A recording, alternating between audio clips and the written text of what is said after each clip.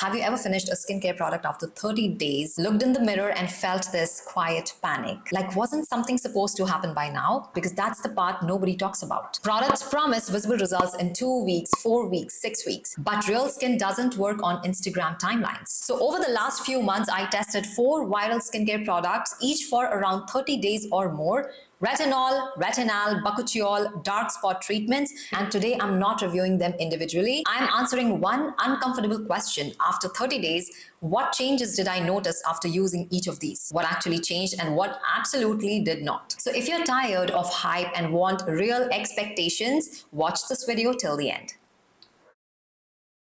A quick context before we start. I used all these 4 products on my face. Same baseline concerns: pigmentation, texture, early fine lines. I have a sensitive acne-prone skin. I live in a humid weather. Outside of these 4 products, I didn't go for any in-office procedures. I don't use any filters, as you can see, and there is no miracle lighting. My lighting setup is pretty small, but optimized enough to show you the real life results. And most importantly, I kept my expectations realistic. I did not expect bleaching, pore erasing, or facelifts in a month. Now let's break this down by category and not by brand hype. And let's begin with the strongest category. This one is the Celimax Retinal Shot, 0.1% liposomized retinal booster, serious territory for sensitive skin. What changed in 30 days? Pigmentation, mostly unchanged, I would say. Pores, nothing major improvement, nothing improvement, basically almost the same. But here is what did change, and this is important.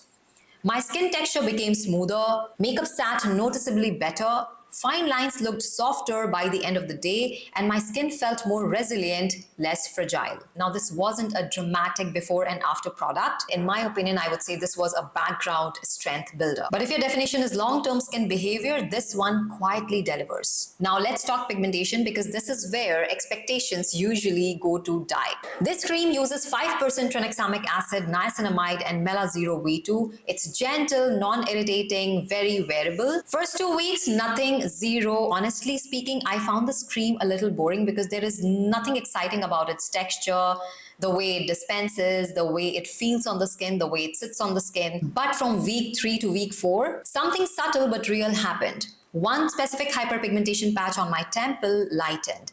Under eye darkness, I did not see any change.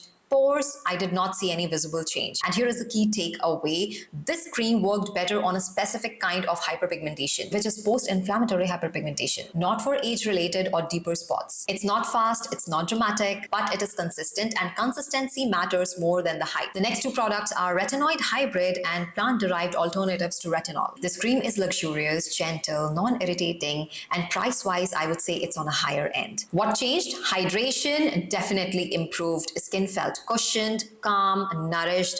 Fine lines, I did not see major improvement, and tightening effects, I didn't see anything changed in the 30 days test. And this is crucial. I started using this after using a potent retinal formulation. So switching to a Phyto-retinol, a product like this, it felt more like a step down and not an upgrade. I felt this is not a product, not a replacement for retinoids. This is more of a comfort first maintenance product. If you're sensitive, your skin is reactive, you're new to actives, you will love this. But if you want visible anti-aging results, in my opinion, you might feel disappointed. Now, the next hybrid product I was talking about is the Vitamin Amazing Bakuchiol Night Cream by Wishtrend. This one sits in the middle, retinal plus Bakuchiol.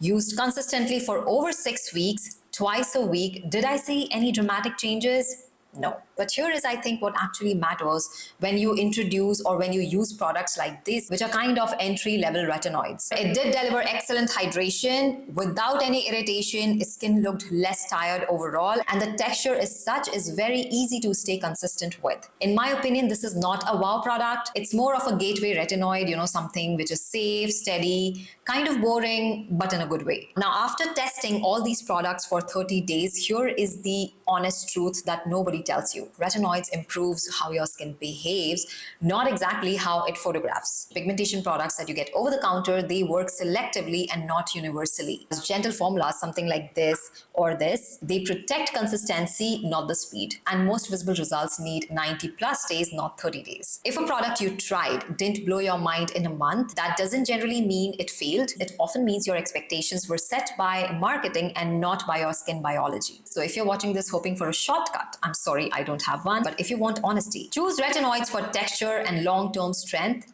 Choose tranexamic acid for a specific kind of pigmentation. Choose Bakuchiol when irritation is your biggest enemy. And stop expecting your skin to reinvent itself in just 4 weeks. Good skincare is not exciting, it's slow, it's repetitive. If this video helped reset your expectations, like and subscribe to my channel and tell me what products are you using right now, which product category are you in right now, is it retinoids or pigmentation? I would love to know. And that's all for today's video. I'll see you in my next one. Until then, stay tuned, stay beautiful.